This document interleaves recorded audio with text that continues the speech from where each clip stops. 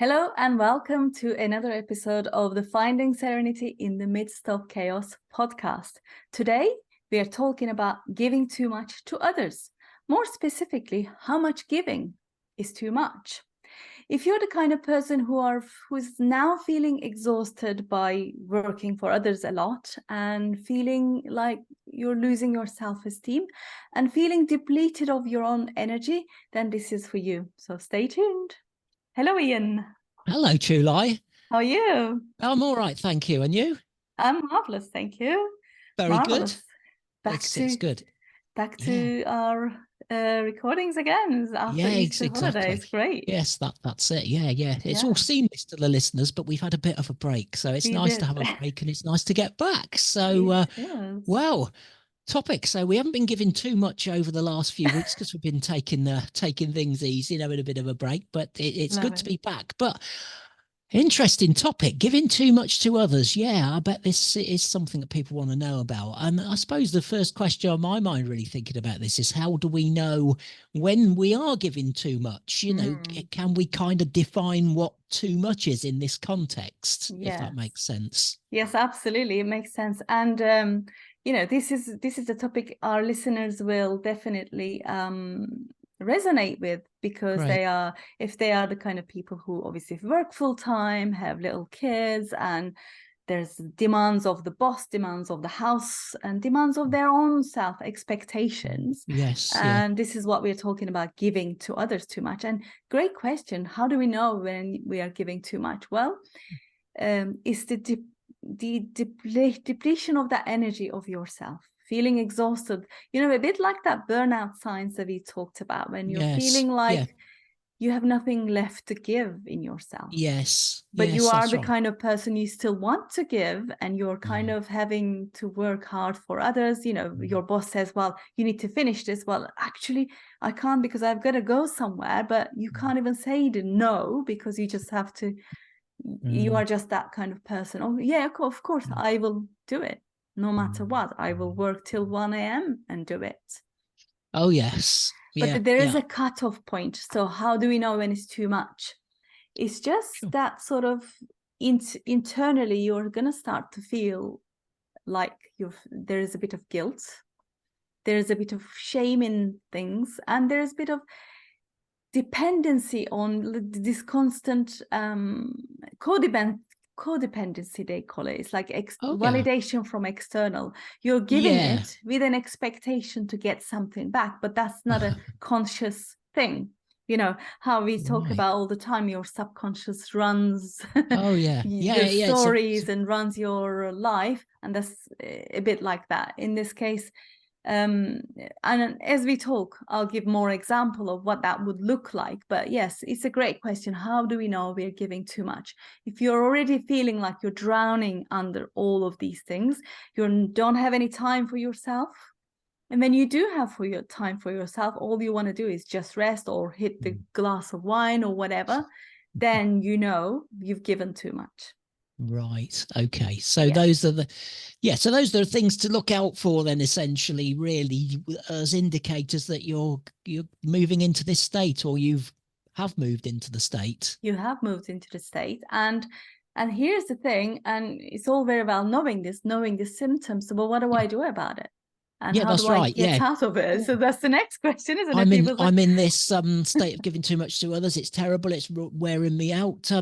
Oh, great. Yeah, I know about that. Right. Okay. Let's get on with it.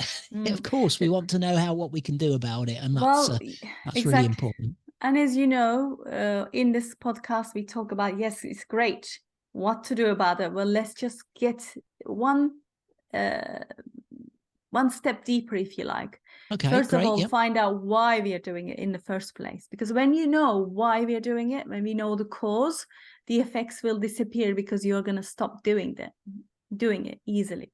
So at this point, I want to burst out and say cause and effect, but it's... Well, it is true. It is cause and effect, and it's a law, and we can't deny that no matter what. It's just like try denying gravity for a few minutes and see what happens. Absolutely. Yeah, you need to go to the space station to do that, but on Earth, it's not going to happen. That's right. Yeah. So the cause, one, because we want some validation from others. I mean, let's say typical people that I work with, a working mom, an ambitious woman, working hard for everybody, especially they're very dedicated to her family and her kids. But at the same time, there's this whole tug of wars going on. You know, I'm ambitious. I still want to do well in my job, but my family is important. Therefore, I must do things for the kids, and I must make sure that everything that they say is done in a way. I do things for them so that they don't, first of all, it will make your life easier in the short term, because you don't have to tell them or teach them or train them how to do something, because it's easier for you to just do it yourself. Yeah. I'm nodding because this is what I do most of the time. It's so true. It's easy if I just do it myself, get the job done. But yeah, it's because you're not prepared or feel that you've got the opportunity to invest in the future. What I mean, invest in the future is, you know, teach somebody else to do it, so next time they can do it. But that's a way. That comes over as a waste of time, doesn't it? You know, well, at that moment when you're rushing to get to school, when you're having 10 minutes to get out between breakfast and getting up and whatever, you're just going to help them get changed instead of teaching them this is how you get changed and get on with it. It's about the result, isn't it? Let's just get the result, get out and get the job done, you know. But then, of course, over the years, this becomes too much, because what we are now teaching our children in this specific case is this is how I'm going to be. Mommy's going to do it for me. I don't have to learn. I can just sit back. I can just put my pajamas down, leave it in the kitchen floor, and off I go to school. I don't ever have to think about it. You know, and you have children. You have a child's son yourself, so you know. How these things work. Luckily, you're kind of over the hill. He's now he's a grown up, you know, officially. Yeah, he's 18 now, but we still find clothes on his bedroom floor. You know the magic fairy picks up and puts in the wash bin ready to be washed by the magic washing fairy. It's so you know there are elements of it there, and you know maybe we didn't get him working hard enough when he was younger, so you know the old habits are in there already. But then of course this becomes even a harder thing as they grow up, and we then become responsible for their emotional stuff, and that's when it starts to deplete you. You worry about their relationships with their friends. You start worrying about how they're going to do at school. If they're not pulling their weight and doing the work for school, you start getting all, you know, worried about it and whatever. And I'm not saying you can't worry about it. It is natural to do that. But I want you to recognize when you start worrying about it, and when it starts depleting you, and when it starts stopping you doing what you want to do with your life, then it's too much. Because what we are doing by taking responsibility for their feelings, their actual responsibilities, and not giving them the responsibility, what we are really doing is teaching them there's always going to be somebody doing this stuff for you. You don't have to take responsibility for this. And how is that going to serve them in later life? You know, and that's really a big thing to think about, because we teach people how to treat us. And if you're if you're tolerating stuff from your children because, oh, you know, they shouldn't worry about it, they shouldn't get upset and whatever, what is ending up happening? You are first of all disrespecting yourself, and you are teaching them to disrespect you. In some way. And this is only one aspect of giving in a relationship of your children and yourself. But there is, of course, so many other aspects. But that's just one example. It's a good one to start with, Chulai, actually, I think, because you know, if people don't have children, then it's not a good one. But a lot of people, you can see it's going to be a common thing for people with children and work. And, you know, you gave that example, didn't you, of people that... But it's not exclusive, obviously, to that group of people. It can happen to anybody. But then the dynamics is still the same, because if you are that way inclined, you expect to take responsibility for other people's downfalls. For example, let's take this scenario of work. Your boss is not very good with deadlines. He can't manage his time, and he's telling you need to prepare this presentation by tomorrow. Sure. And he's telling you at 4:30 in the afternoon, half an hour before you leave work, like, on the first occasion, you might have to say, yes, I will do it, whatever. But then if you continue to say yes to that, what you're teaching is that he doesn't need to manage his time, because I'm going to take responsibility for his lack of time management. And therefore, I'm going to start to suffer for that. And that's not really right. And hopefully there is nobody in the world that does that. But of course, there are people who are like that, or gives you the final last minute changes that can only be done overnight and whatever. And if you say yes to that, what you're saying is that they can just basically take your personal time away at any time, at the click of a finger, and you'll be okay with that. Yes. And then it may be okay for every once in a while, but if that becomes a habit, that starts to deplete you, that starts to make you feel worse than you are, in some way not adequate. And of course there's so much more deeper stuff going on with that, but this becomes a pattern when you start taking responsibility from others that they can perfectly deal with. Then you become depleted of your own emotional needs. Same goes with a relationship with your husband, or with a boyfriend, girlfriend, whatever it might be. You start to give too much, you say yes to everything they say, or you don't respect your own time, then they start not respecting that as well. Yeah. So we're asking the questions today. How do we know when we're giving too much? And there's some really good examples of situations that people could well be in, and the danger signs to look at. And I picked up on the fact that it's a one-off is fine. A one-off doesn't mean anything at all, but it's that sustained pattern. It's that habit and repetitive behavior over a course of time, where things effectively just get into that routine.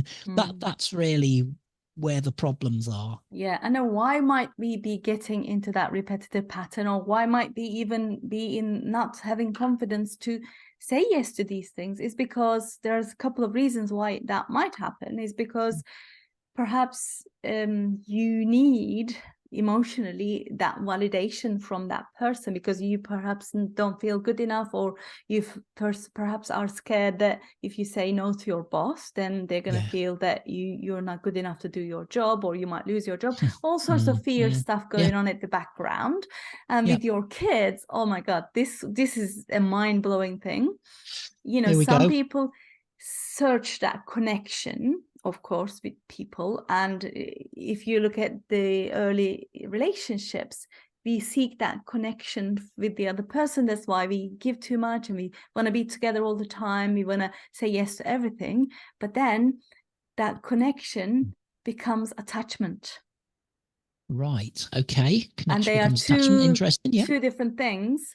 And attachment means that you put a meaning. If that person doesn't say yes, it will mean something about me. If they don't say yes, then it will mean I'm a bad person. It just can get into really deep sort of attachment to things, and attachment to people, attachment to outcomes, attachment to certain ways of doing things is the cause of suffering. Buddha says attachment is the biggest cause of suffering. So if you look, think about your relationship with your children, why do you want them to not fail? Because if they fail, you failed as a parent, and you have that attachment,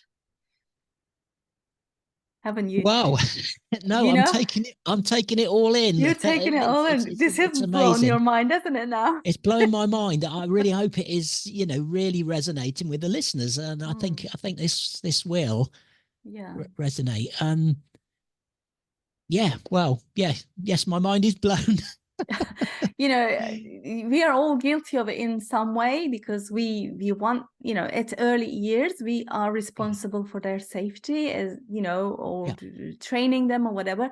But as they grow up, we are not always responsible for everything that they do, because they are starting to grow their own mind. But we take responsibility. If it doesn't, because we know, we've had the experience that if it doesn't work hard, it's going to fail.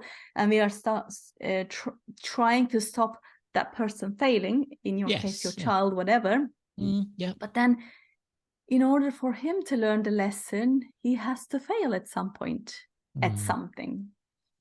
And if he fails, then you fear you failed as a parent. That's why you're doing everything you can to stop that happening. I know you and your son have that sort of relationship in a way. You know what it's like, and you want him to do well, and whatever, you see something through. In his mind, doesn't matter, it's just another year, I'm only 18, whatever. Oh, very but much then, so, yeah. Of course, we know different, but we're not letting them do what perhaps they need to learn.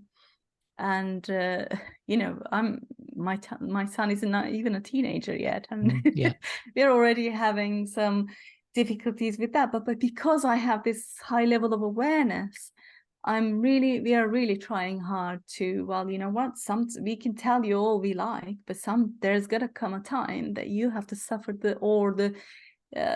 with the consequences of some of these actions that you're taking. There's only so much time I can tell you about this, you know.